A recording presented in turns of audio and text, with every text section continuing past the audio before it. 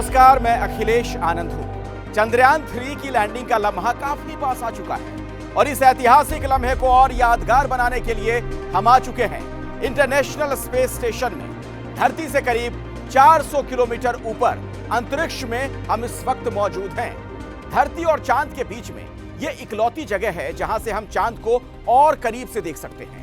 चंद्रयान की लैंडिंग से पहले आपको इस स्पेस स्टेशन में क्यों हम लाए हैं ये भी आपको बताएंगे, लेकिन पहले इस स्पेस स्टेशन के बारे में आपको थोड़ा बता देते हैं। दरअसल पृथ्वी पर अलग अलग देशों से आने वाले अंतरिक्ष यात्रियों का ठिकाना यही होता है।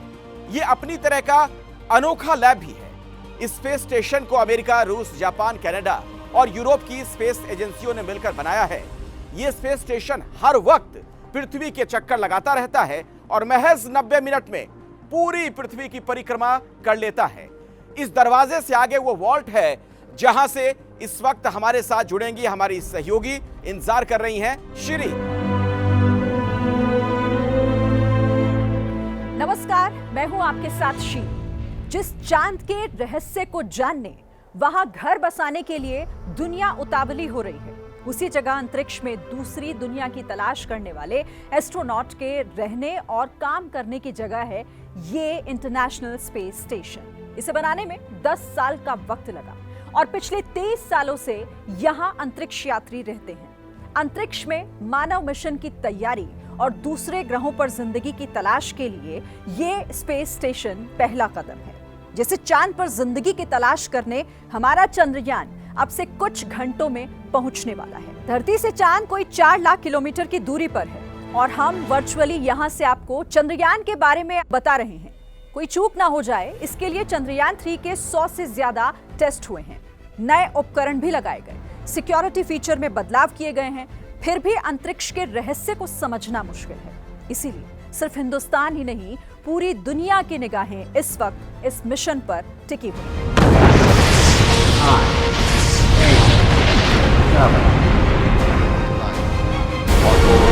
India's heaviest GSLV Mark III launcher from Satish Dhawan Space Center at Sriperumbudur. The launcher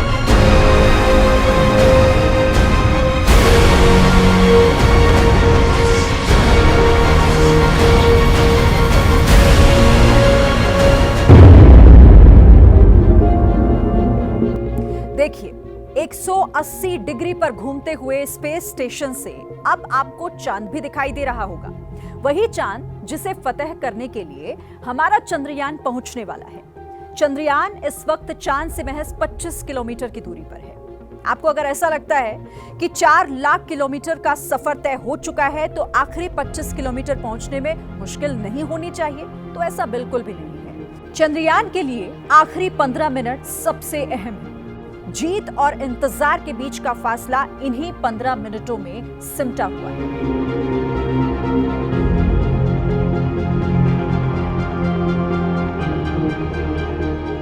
पंद्रह मिनट, वो 15 मिनट जो हिंदुस्तान की तकदीर, तस्वीर हमेशा के लिए बदल देंगे। और यह पता लगाया जा सकेगा कि चांद की सतह और उपसतह के कितने भाग में पानी है।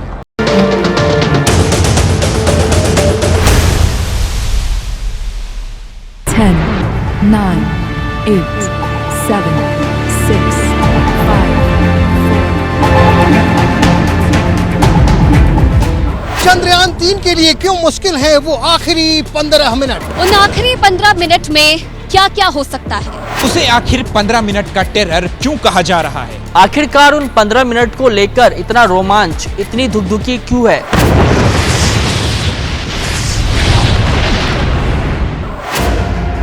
आखिरी 15 मिनट यानी आखिरी 900 सेकेंड, वो वक्त जिस पर टिकी है भारत के मिशन चंद्रयान 3 की कामयाबी। वो 15 मिनट जो भारत के स्पेस मिशन की तस्वीर हमेशा हमेशा के लिए बदल देंगे। वो 15 मिनट जिसकी चुनौती पार करके भारत एक नया इतिहास रच देगा।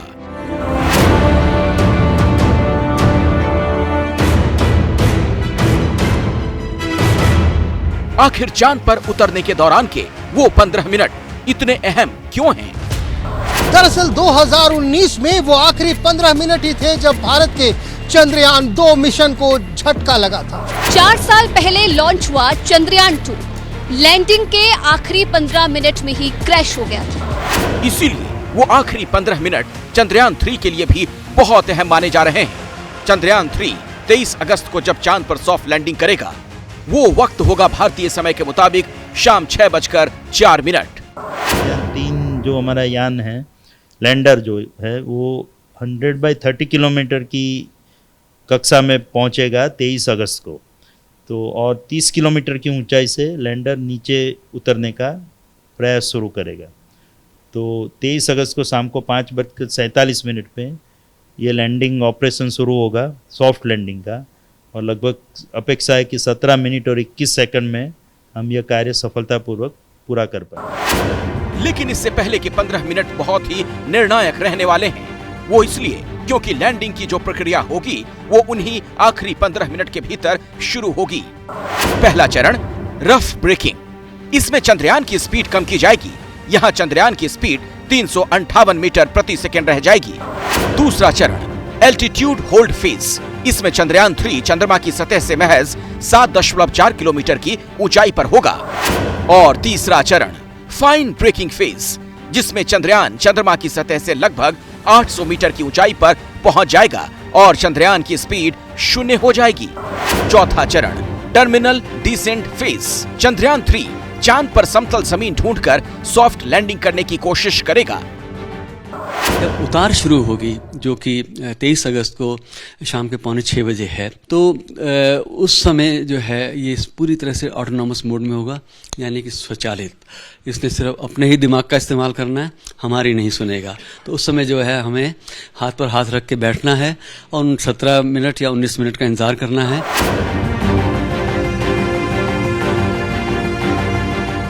आखिरी 15 मिनट की पूरी प्रक्रिया में सबसे बड़ी चुनौती है चंद्रयान 3 की स्पीड कम करना। वो काम करेंगे लैंडर को गति देने वाले थ्रस्टर। लैंडर में 4 थ्रस्टर लगे हैं जो उल्टी दिशा में चलेंगे और उन्हीं से चंद्रयान 3 की स्पीड कम होगी। जहाँ तक हमारा चंद्रयान 3 पहुंचा है, वहाँ हम चंद्रयान 2 को भी ले जा चुके हैं। हमारे लिए पॉसिबल था और हमने इम्पैक्ट भी चांद पे किया हुआ है। अब हमारे को कंट्रोल करके एक बहुत तेजी से मूव करते हुए एक यान को सीधा होल्ड करना है और उसको धीरे धीरे उतारना है। मैं सबको बता दूं कि चांद का जो सरफेस है और उसकी जो ग्रेविटी है वो बहुत ही डिफिकल्ट टेरेन है। यूनिवर्स में मतलब हमारे आसपास सौर मंडल में मंगल पे जाना आसान है, लेकिन चांद पे उतरना बड़ा मुश्किल है। जैसा कि इस बात से ही विदित हो रहा है कि भारत पहला देश बनने वाला है जो उस जगह पे उतारेगा जिसको चांद का सदर्न पोल रीजन कहा जाता है। लेकिन चांद पर चूंकि कोई वायुमंडल नहीं, इसीलिए चंद्रयान 3 के लैंडर की लैंडिंग ऐसे संभव नहीं है जैसे कि धरती पर किसी विमान की लैंडिंग होती है। लैंडिंग के लिए चंद्रयान 3 के लैंडर में रॉकेट लगाए गए हैं, जिनके जरिए इसरो के वैज्ञानिक लैंडर की स्पीड को कंट्रोल करके धीमी गति से सॉफ्ट लैंडिंग करने का प्रयास करते हैं। इसमें सबसे अहम आखिरी 15 मिनट होते हैं। चंद्रयान 2 की लॉन्चिंग में यही 15 मिनट अहम साबित हुए थे। 2019 में कामयाबी के नजदीक था चंद्रयान 2। लैंडर मॉड्यूल चंद्रमा की सतह पर 2.1 किलोमीटर की ऊंचाई तक पहुंच गया था। इसके बाद एक छोटी सी तकनीकी गड़बड़ी हुई और लैंडर मॉड्यूल क्रैश हो गया। Vikram lander descent was as planned and normal performance was observed up to an altitude of 2.1 kilometre. Subsequently, the communications from the lander to ground station was lost. The data is being analyzed. तो आखिरी 15 minute का समय चंद्रयान 3 के लिए critical तो है ही, लेकिन उनमें भी आखिरी 2.5 सेकंड का वक्त बहुत ही मुश्किल वक्त होगा। ये वो वक्त होगा जब चंद्रयान 3 का लैंडर तेजी से चंद्रमा की सतह की ओर गिरने लगेगा। जब लैंडर चांद की सतह पर गिरने लगेगा तो इसकी स्पीड बहुत तेज होगी, लेकिन वो आखिरी 2.5 सेकंड कैसे अहम हैं, इसे ऐसे समझिए। धरती से चंद्रमा तक एक रेडियो सिग्नल भेजने में लगभग 1.3 सेकंड का समय लगता है। उसी सिग्नल को दोबारा जमीन तक पहुंचने में 1.3 सेकंड का समय लगता है। इस प्रकार चंद्रयान लैंडर पृथ्वी पर एक सिग्नल भेजता है और प्रतिक्रिया में दूसरे सिग्नल को उस तक पहुंचने में 1.3 सेकंड का समय लगता है। इसका मतलब ये कि इसे पूरा होने में लगभग 2.5 सेकंड का समय लगता है। मतलब कई 100 किलोमीटर प्रति घंटे की रफ्तार से चंद्रमा पर गिरने वाले लैंडर को नियंत्रित करने में 2.5 सेकंड का समय लगता है। तो सवाल ये, उन आखिरी 15 मिनट के चैलेंज के लिए इसरो कितना तैयार है?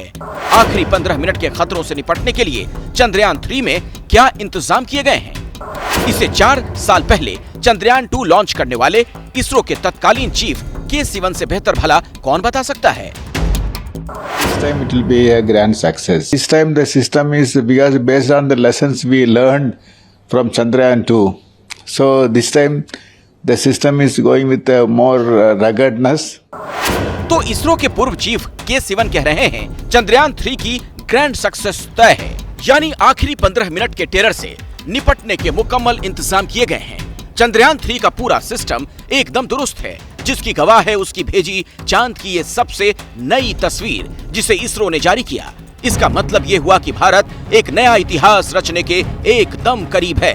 इसरो चांद पर भारत की बुलंदी का झंडा गाड़ने वाला है।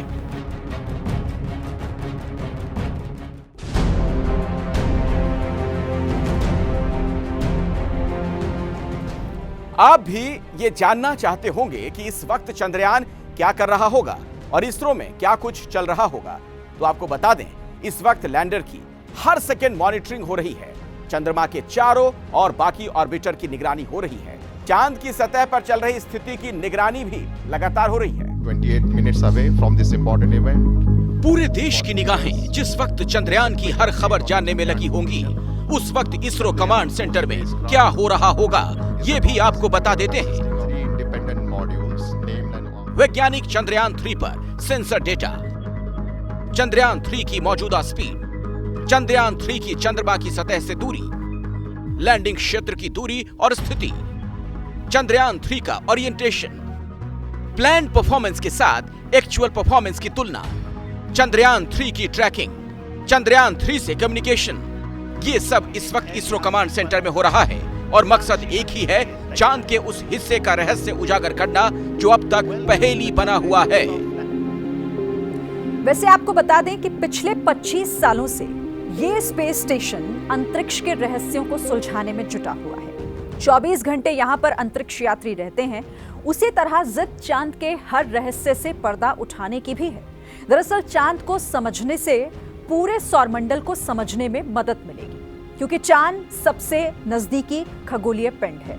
अंतरिक्ष में मिशन की तैयारी के लिए परीक्षण की नई जगह भी मिलेगी, क्योंकि फिलहाल स्पेस स्टेशन के अलावा कोई दूसरा ठिकाना नहीं है। इसीलिए लक्ष्य अंतरिक्ष की खोज के लिए चंद्रमा पर स्टेशन बनाने का है। लेकिन ये राह इतनी भी आसान नहीं होती। 55 साल पहले चांद पर रूस के लूना 9 यान की सफल लैंडिंग हुई थी। फिर भी रूस का लूना 25 यान 2 दिन पहले चांद पर क्रैश कर गया। इन सालों में 100 यान, 24 इंसान चांद पर पहुंचे, 12 लोग चल भी चुके हैं। फिर भी चांद का रहस्य उजागर नहीं हो पाया। इसीलिए रूस ने कोशिश की, पर उसे मुंह की खानी पड़ी।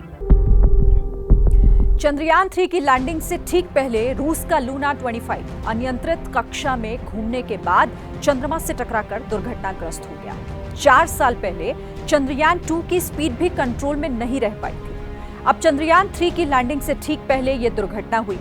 रूस की अंतरिक्ष एजेंसी रोसकोस्मोस ने कहा है कि असामान्य स्थिति की सूचना के बाद उसका लूना 25 से संपर्क टूट गया। अंतरिक्ष यान की खोज करने और उससे संपर्क करने के लिए 19 और 20 अगस्त को किए उपायों का कोई नतीजा नहीं निकला। शुरुआती जांच में पता लगा है कि टक्कर से पहले लूना 25 एक ऑफ डिजाइन कक्षा में चला गया और दुर्घटनाग्रस्त हो गया। ये इंजन में खराबी या इसे नियंत्रित करने वाले सॉफ्टवेयर की खराबी का नतीजा हो सकता है। तो मिशन चांद का है और हम अंतर्राष्ट्रीय स्पेस स्टेशन में क्यों हैं? अगर ये सवाल आपके मन में भी है तो आपको हम बता दें कि इंटरनेशनल स्पेस स्टेशन बनाने का अनुभव चांद पर बेस बनाने में मदद करेगा। इंटरनेशनल स्पेस स्टेशन अंतरिक्ष में निर्माण की प्रक्रिया की बुनियादी समझ बता देता है। अंतरिक्ष में रहने और काम करने का अनुभव इंटरनेशनल स्पेस स्टेशन से मिलता है। अंतरिक्ष में आपात स्थिति से निपटने की बुनियादी समझ भी यहीं से मिलेगी। तो आप करिए इंतजार, चांद फतेह होने के बाद अगला कदम होगा चांद पर हिंदुस्तान अपना बेस बनाएगा, क्योंकि चांद के आगे जहां और भी हैं।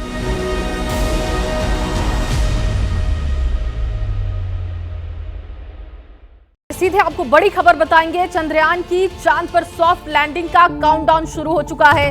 करीब 12 घंटे के बाद चंद्रयान इतिहास रचने वाला है। शाम 6:04 का समय बहुत अहम है, जब चंद्रयान कदम रखेगा चांद पर, और आखिरी के 15 मिनट बेहद अहम है। साउथ पोलर रीजन में चंद्रयान की लैंडिंग होगी, इसलिए यह बेहद अहम है। तो चंद्रयान 3 की लैंडिंग चांद के साउथ पोलर रीजन में होगी। ये वो रीजन है जहां अब तक कोई देश नहीं पहुंच सका। सवाल यह भी है कि ये इतना खतरनाक होने के बाद भी आखिर क्यों भारत ने चांद के साउथ पोलर रीजन को ही चुना? देखिए, अगर ये कामयाबी हासिल करने के लिए हमें कई मुश्किलों को पार करना है, जब पिछली बार भी हुआ था।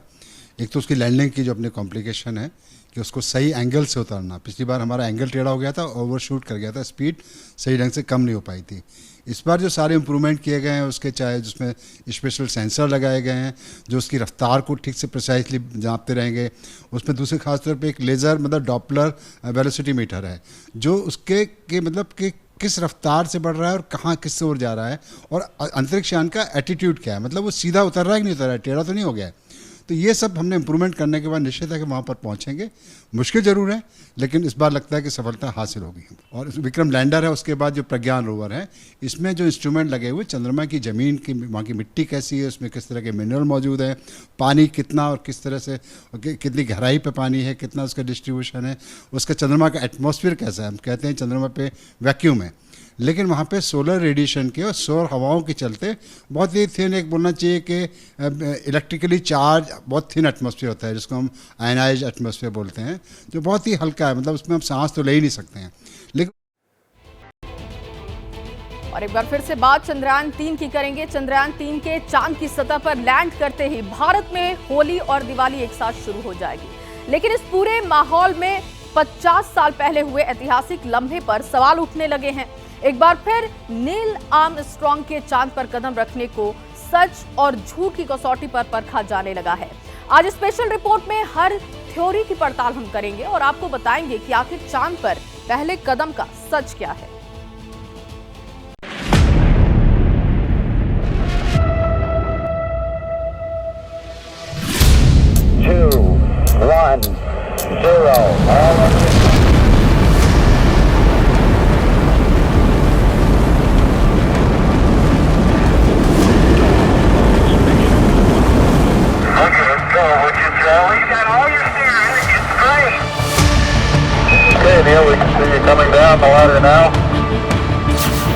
क्या 54 साल पहले चांद पर अमेरिका का पहला कदम एक भ्रम था?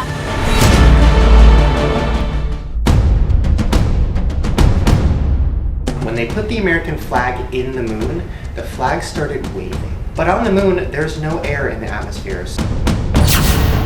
क्या चांद पर लहराता ये झंडा अमेरिकी प्लान का हिस्सा था? अपोलो 11 का मिशन सिर्फ एक दिखावा था अमेरिका की तरफ से। इन्होंने धरती पर ही इस नाटक को फिल्म किया था और दुनिया को जाकर झूठ बोला। क्या चांद पर अमेरिका का पहला कदम एक झूठ था? चांद पर पहले कदम का सच क्या है? जब भी मून मिशन का जिक्र होता है, बार बार ये सवाल जिंदा हो जाता है। जब भी चांद की तरफ कदम बढ़ाने की बात होती है, ये पूछा जाने लगता है कि क्या अमेरिका ने 50 साल पहले वाकई चांद पर कदम रखा भी था?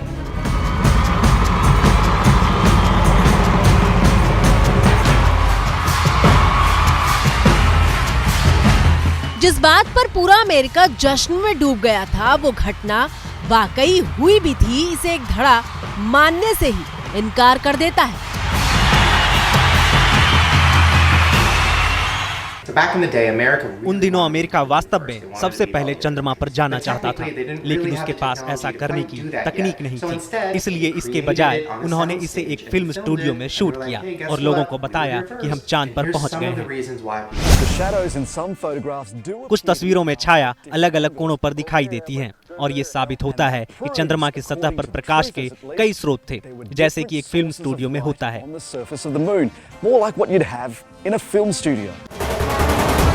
20 जुलाई 1969 ये तारीख चांद पर इंसान के पहला कदम रखने के तौर पर दर्ज है और वो नाम है एस्ट्रोनॉट नील आर्मस्ट्रॉन्ग का।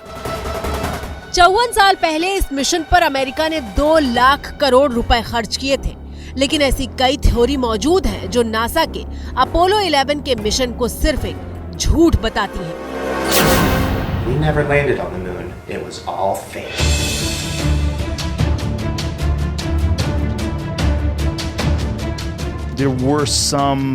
There's some faking going on. When you go back and you watch the moon landing now, that looks so fake. And it's way more likely that there was more of that going on. Apollo 11 को झूठा बताने वाली पहली theory.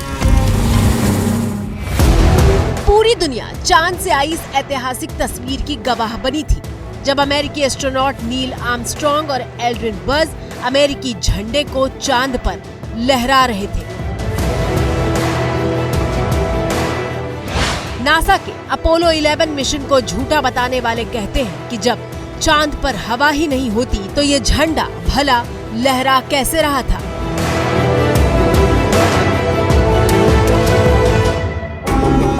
Apollo 11 को झूठा बताने वाली दूसरी थ्योरी। चांद पर इंसान के पहले कदम के तौर पर दुनिया इस तस्वीर को पहचानती है। ये वो तस्वीर है जिसका अमेरिका ने अपने गौरव और उपलब्धि के तौर पर पूरे विश्व के सामने ढिंढोरा पीटा था।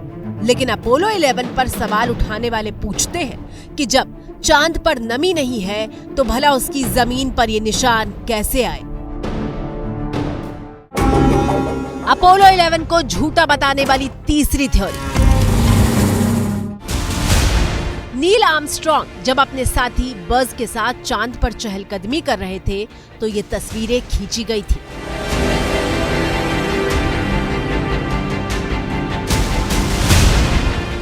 इन तस्वीरों पर सवाल उठाते हुए कहा गया कि ये कैसा आसमान है जहां तस्वीर में तारे ही दिखाई नहीं दे रहे। अपोलो 11 को झूठा बताने वाली चौथी थ्योरी। अमेरिका के अपोलो 11 मिशन को झूठा बताने वाली चौथी थ्योरी के तौर पर इस तस्वीर का इस्तेमाल किया जाता है जिसमें एस्ट्रोनॉट की परछाई दिखाई दे रही है। सवाल पूछे जा रहे हैं कि जब चांद पर कोई रोशनी नहीं होती तो अंतरिक्ष यात्रियों की परछाई कैसे दिखाई दे रही है। अपोलो 11 को झूठा बताने वाली पांचवी थ्योरी।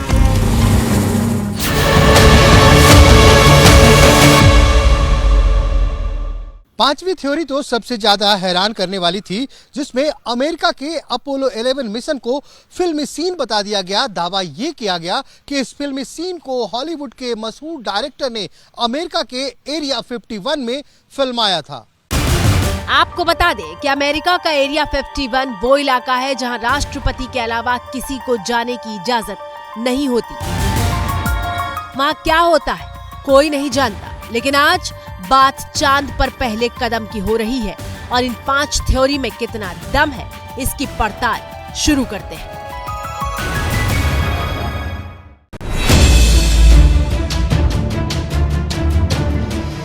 चांद पर पहले कदम का सच।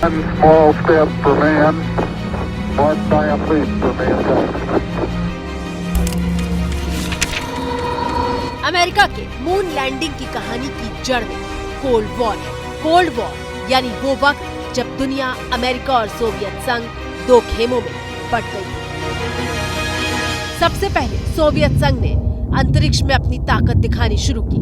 1957 में सोवियत पहला देश बना जब स्पुतनिक के साथ उसने अंतरिक्ष में पहला कदम रखा।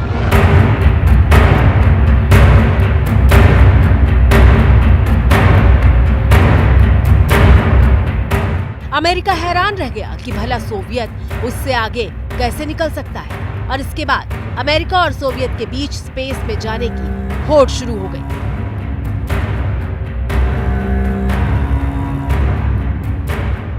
और फिर साल 1961 में एक बार फिर सोवियत अंतरिक्ष की लड़ाई में अमेरिका से आगे निकल गया, जब सोवियत के यूरी गागरिन अंतरिक्ष जाने वाले पहले शख्स बन जाते हैं।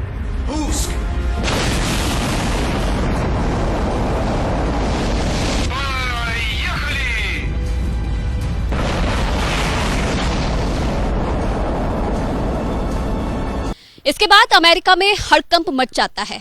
तत्कालीन अमेरिकी राष्ट्रपति जॉन एफ कैनेडी बेचैन हो जाते हैं और सोवियत से आगे निकलने की हर हद को पार करने को तैयार हो जाते हैं। और तब अमेरिका ऐलान करता है कि वो चांद पर इंसान को भेजेगा।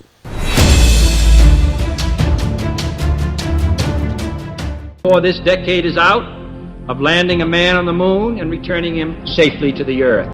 1961 में ना तो जीपीएस था और ना ही इंटरनेट। आधुनिक तकनीक के नाम पर सीमित संसाधन थे, लेकिन अमेरिका ने पानी की तरह पैसा बहाया और एक के बाद एक अपोलो मिशन लॉन्च किए जाते रहे। कैनेडी ने अमेरिका से जो वादा किया था उसे पूरा करने के लिए स्पेस एजेंसी नासा ने जी जान लगा दी। अपोलो 1 से शुरू हुआ सिलसिला आगे बढ़ता है, लेकिन 1967 में एक हादसा होता है जब टेस्ट के दौरान 3 एस्ट्रोनॉट मारे जाते हैं। लेकिन चांद पर इंसान भेजने के मिशन से अमेरिका पीछे नहीं हटता और फिर वो तारीख आती है 16 जुलाई 1969, जब अपोलो 11 लॉन्च होता है। अमेरिका के अपोलो 11 मिशन का हिस्सा थे 3 एस्ट्रोनॉट, जिसमें 38 साल के कमांडर नील आर्मस्ट्रॉन्ग मिशन को लीड कर रहे थे। जिस दिन अपोलो 11 को लैंड करना था, उस आखिरी वक्त में कुछ तकनीकी दिक्कत आ जाती है। कमांड सेंटर से 60 सेकंड का काउंटडाउन दिया जाता है कि मिशन अबॉर्ट किया जाएगा या फिर जारी रखा जाएगा। लेकिन आखिरी 30 सेकंड में नील आर्मस्ट्रॉन्ग धरती पर रेडियो मैसेज भेजते हैं कि landing is successful. Tranquility Base here. The Eagle has landed. Roger, Tranquility. Was a new organization only. उस समय नासा लगभग 4 साल पुराना एक नया संगठन था और उन्होंने पहचाना कि चांद पर लैंडिंग शायद एकमात्र तरीका था जिससे हम सोवियत संघ को टक्कर दे सकते थे, क्योंकि राष्ट्रपति ने कहा था कि हम इस खेल में शामिल होने वाले हैं। और फिर वो लम्हा आता है जब नील आर्मस्ट्रॉन्ग चांद पर अपना पहला कदम रखते हैं। इस लम्हे को 650 मिलियन लोग लाइव देख रहे थे। तो आज पूरी दुनिया की नजर हिंदुस्तान पर है, लेकिन इस पूरे माहौल में अमेरिका के अपोलो 11 की चर्चा क्यों हो रही है, देखिए रिपोर्ट में। अमेरिका के चांद पर कदम रखने के 1 साल बाद ही ये दावा किया जाने लगा कि अमेरिका का मून मिशन सिर्फ एक झूठ था। 1970 में हुए एक सर्वे के मुताबिक उस वक्त अमेरिका में 30% लोग थे जो अपोलो 11 की पूरी कहानी को फेक मानते थे। अमेरिका का मिशन अपोलो 11 फेक था, जिसको वजन 1976 में एक किताब से मिली। अमेरिकी नेवी के पूर्व अफसर और नासा के मिशन मून के सदस्य रहे बिल केसिंग ने एक किताब प्रकाशित की जिसका नाम था we never went to the moon. चलिए अब आपको बारी बारी उन तमाम दावों का सच बताते हैं। पहली थ्योरी कि अगर हवा नहीं है तो चांद की सतह पर अमेरिका का झंडा कैसे लहराया। तो इस सवाल का जवाब ये है कि झंडे को स्पेशल डिजाइन किया गया था। झंडे में 2 तरफ रॉड लगाई गई थी, वर्टिकल और हॉरिजॉन्टल। एल्युमिनियम की रॉड स्प्रिंग की तरह बर्ताव कर रही थी। अमेरिकी एस्ट्रोनॉट जब रॉड पकड़ रहे थे तो झंडा लहराता हुआ दिख रहा था, यानी आरोप झूठा है।